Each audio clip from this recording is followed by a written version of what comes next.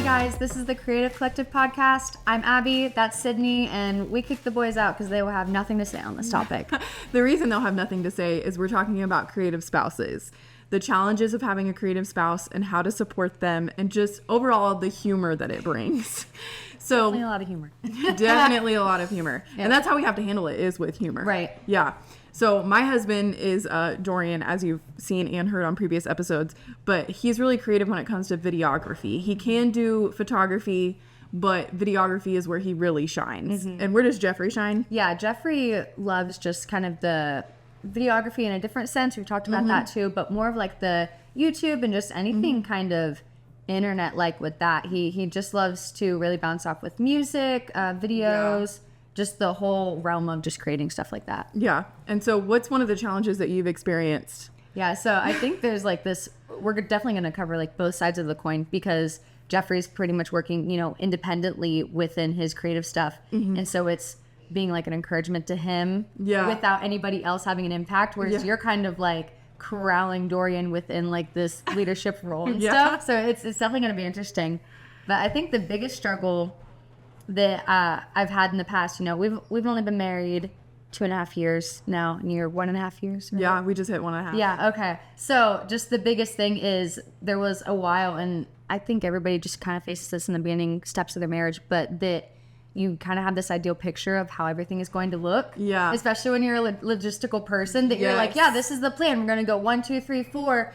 And then you marry a creative, and they're like, there is no 1, 2, 3, 4. There's no nothing. plan. Yeah, there's no plan. Why would you have a plan? That's dumb. Wing it, yeah. Yeah. So just having to basically come to terms with, oh, this is life now. It doesn't change. Yes. I think that is definitely a struggle when and sometimes, I don't know if you do this, but sometimes I have an expectation in my head that I think I verbalized and I didn't verbalize it. All the time. So then I feel like when the expectation's not met, I'm like, what? Why doesn't he understand? Why doesn't it, like, you want to sit down and do this right now, but we have all these other things to do. And like read the calendar. I put it on there. You're not checking what these are. Did you forget? Like you scheduled this thing. Like, did you forget that we have this? And it's just because their brains don't think that way. Right. I mean, you add the fact that and I don't mean this in a sexist way, but like women have skills that men don't have, and men have skills that women don't have. And so it's like their brain is literally wired different. Right. And so sometimes it's like, I don't understand how you missed that. Like, I don't understand why you didn't think about this. Like, I don't understand why you didn't think ahead. And it's not a defect on him. It's just how their brain is wired. Right. Especially when you bring in the visionary component. It's like, they see the big picture. Exactly. They see the what. They see the end result. They don't necessarily see the how, the deadline. Right. The timeline. The why, all the things. Like, they don't really see everything it takes to get from point A to point B. And I think that's something that we really have to walk a careful line, because during that we don't realize how sensitive they are to our input and our opinion on that. And so I know that majority of the time for the first few years that we were married, that I was just quashing Jeffrey's dream killer. You were dream killing. I was a complete oh my dream gosh, killer. yes. He would throw something at me and I would just be like, yeah, that's not gonna work. Like, just flat out, I'd be like, well, why would you do that? Like, I was so bad at it. Because I'm like, that makes no sense. There's no logical way to get from point A to B. Why are you even considering this? Yes. And so just everything that he would throw out. And so it took like 6 months for me to actually stop and to go, number one, recognize what I was doing. Like, I'm literally crushing him at every turn, and I'm not supporting him. I'm literally supposed to be doing. They're supposed to be leading. I'm supposed to be supporting, and I wasn't doing that at all. I was just, and it took me 6 months to figure out, this is what I'm doing, and this is how I need to fix it. And I still have a tendency to quash all the time. I'm just like, and I catch myself, and I'm like, oh, I can't say that because he's going to take that super negatively, even though I'm just trying to be the logistical person and connect the points from A to B. Like, I got to find a really gentle way that's going to still encourage the vision, but I'm going to be the one to help pull him there. Yeah. And I think we walk a fine line too, because we do serve a role, like thinking logistically and just being like the person that's like, okay, here's how we get it done, because we are supposed to support them. Like, they're leading, but we're supposed to help bring their vision and support their vision of life. So it's like, we help, get us from point A to point B. We help with the strategy. We help with the why and the how and the execution. Right. And so it is a fine line to be like, well, did you think about this? Like, really, we're there to like help bust through the barrier. Exactly. And so it is a fine line to walk to say, did you think about this? You know, how do we handle this? But still leaving the decision in their hands. Yes. And, you know, doing it in a gentle way. Like you wanna prompt them to think about it, but you don't want them to see it as a barrier that they can't bust. Exactly. So it's a very fine The line to toe. Encouragement. I'm not even reading this book. My sister's been reading it. She's been telling me about it, and I just can't get out of my head. But there's, and I'm probably going to misquote it. I don't even remember what book it's from, so I have to find it later. But it's him leading poorly is still going to be better than you leading perfectly because you weren't meant for that role. Yes. And like, I know that that's been, I don't want to say a struggle, but like it's been something that, you know, we've navigated because I'm a very dominant personality. If you Which is haven't, the day and age for that. yeah, very dominant personality. And especially when you think logistics, you know what I'm saying? Like it's easy for you to snap into, okay, this is what we're doing. This is how we do it. Boom, Right. boom, boom, boom, boom. Exactly. Like it's easy for you to default to that, but it's created some challenges on top of it because you're trying to fulfill a role you weren't meant to fulfill. And so that has also been a huge challenge of like, even though they don't think about those things, you know, even though you're still there to support, not drive, you know, they're Right. driving, you know what I'm Yes. saying? It's like and just think about it in like, I don't know what the word, the illustration of like, he's driving the car and you're helping navigate. Right. So You got the map. he set the destination. This is where we're going to go. This is when we're going to get there. You know, he makes the driving factor, but you're helping him navigate to Right. achieve that goal. Yeah. Yeah. And we are crucial in this because they can't get there without a navigator.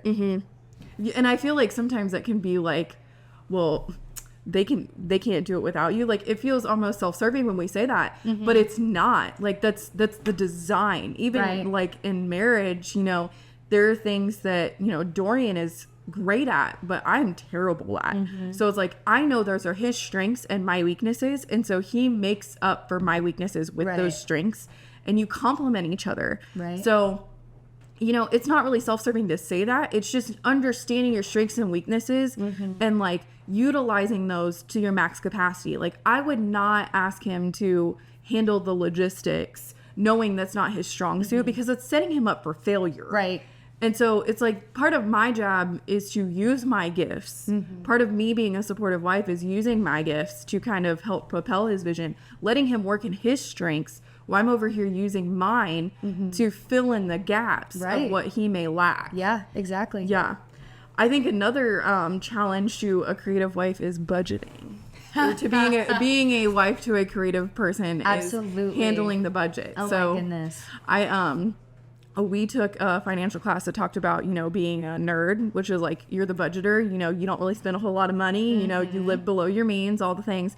And then you have the spender who's a free spirit. And so we've talked about this a little bit in the past, you know, Jeffrey is a free spirit, Yes. Dorian's a free spirit. And so it feels like every other day you get the, hey, can I, you know, they've released this really cool thing, like, and you're immediately like, does it involve money and how much is it? Right. Like, and what do we need it for? Tone of voice that they get that you're just like, I know what you're gonna ask. Just stop right there. Yeah. Immediately, Dorian all the time will come to me, I got a question. I'm like, does it involve money? You know, 8 out of 10 times it does. And I'm like, how much is it going to cost us here? And so that's one of the, back to going and being a dream killer is like, that's one of the barriers sometimes that I'm like, have you thought about how much that is? Right. Do you recall all the bills that, you know, we have to pay? So I think that's another challenge. And what I've had to catch myself doing during this financial season is watching what I say. Right. Because like, you know, the power of life and death is in the tongue, and whatever we speak becomes our reality. Right. So sometimes I'm like, we can't afford that right now. We can't do that right now. We, you know, all those things. And it's like, if I continue to say that, that's true. Like, Yeah. if I believe that, then we're not going to be able to get it. We're not Right. going to be able to do those things. And so Dorian and I right now are trying to tap into the season of like sowing and reaping, like, you know, and when you're led by the Holy Spirit, you know, you do things that don't make sense. Right. So it's like we're launching a media company, and we gave up the only camera we had. Like we sewed a camera to believe for another camera, And it was like, that doesn't make sense. Right. You know what I'm saying? But when you live led and you live by biblical principles, you'll do things that don't make sense. Right. So, And I think that's another part of what we are, is that we're here to confirm that. That's why there's two of Yeah. us, you know, Yeah. that we're both going to have that, the Holy Spirit's going to lead us in the same direction, and we're going to be used for each other to confirm Yes, those types of things, yes. so that we're not led astray for that. yes. And that's really how like the Creative Collective got launched. Like I remember when we were all sitting around the table and we were just talking about how this would all work and what we were going to do. I remember like very passionately talking to Jeffrey. Yeah, I remember that too. Oh my Great gosh. time. And like when I get passionate, it can come across as me yelling. And so I had to repeatedly say, I'm telling you this because I love you. I'm telling you this because I love you.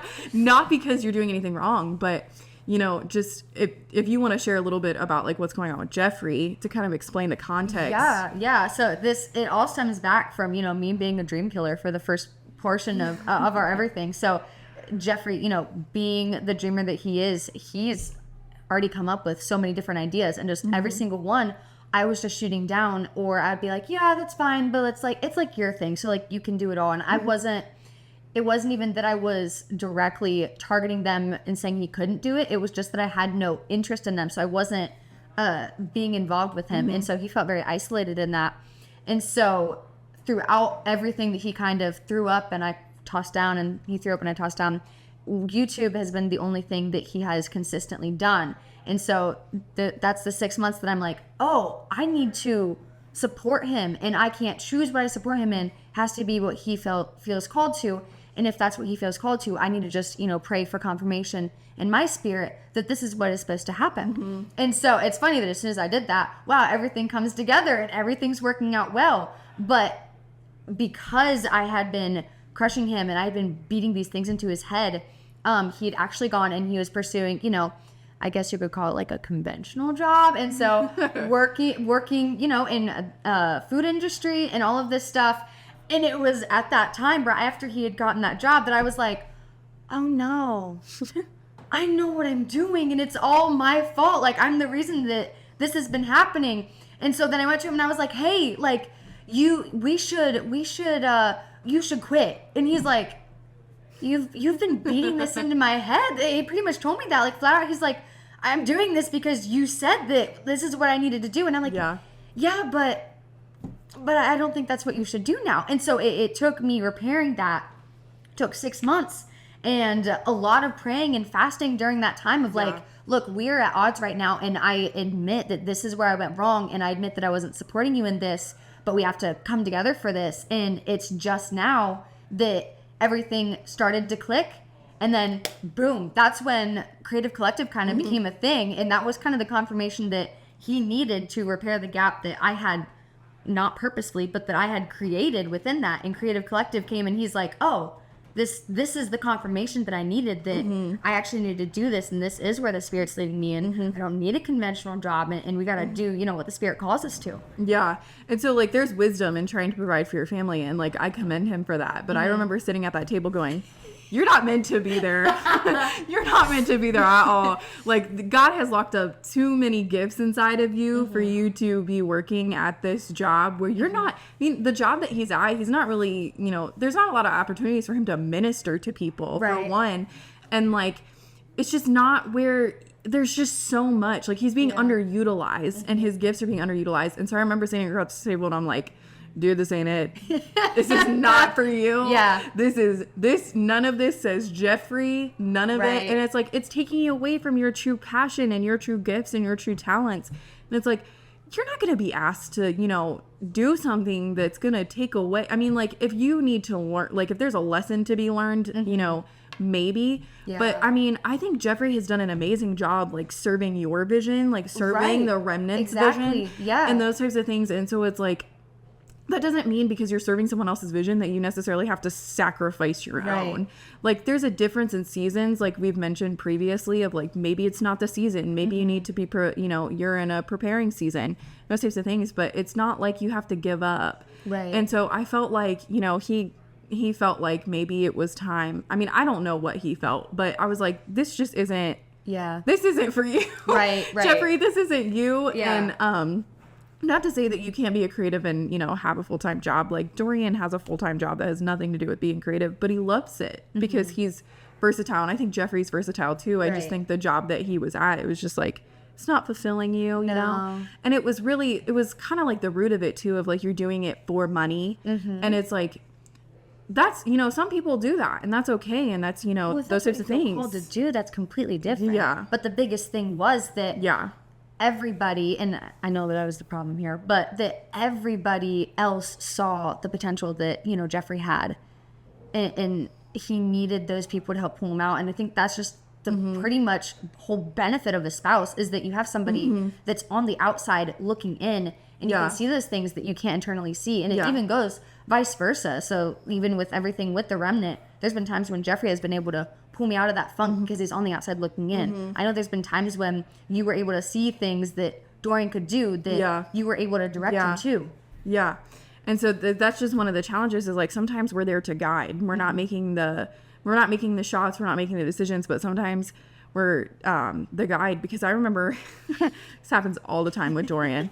I'm like, I'll suggest something and he doesn't really pay attention to it. Right. And then like 6 months later, he'll be like, why don't we do this? And I'm like, I mentioned that on this day at this time 6 months ago, and you didn't think anything of it. And Right. he's like, wait, did you? I'm like, yes. Like for this podcast, for example, he's been talking for years about doing a podcast. So 6 months ago, I was like, well, why don't we just do a couples podcast? Like, I feel like that's endless. Like, there's so many things that we can talk about, you know? And, you know, there was no real action behind it, didn't really move on it. And so then a month ago, he was like, you know, maybe we should do a podcast with some couples. And I'm like, Original idea. I just sat there for a second and I was like, are you kidding? Are you for real? And he was like, yeah. I'm like, Dorian, I sat in this very car Oh my and gosh. told you that 6 months ago. But you know, sometimes it's like you're just there to guide, just like the Yeah. navigation perspective. Like, you're there to help navigate, and you know, it might take a little bit longer. Right. But I mean, even though it's a little it was frustrating in that moment. Like, are you serious? If he had agreed to that, you know, 6 months ago, maybe, you know, it wouldn't have been the time. Our heart wouldn't have been in it. You know, Right. we wouldn't have been able to fully commit to it. But it's like, now he confirmed the idea, and within like, you know, 2 weeks we had it on the calendar, ready to shoot. There was a plan and all the Yeah. things. So it's like, sometimes it's dependent upon seasons, and you just got to be on the same page. Right.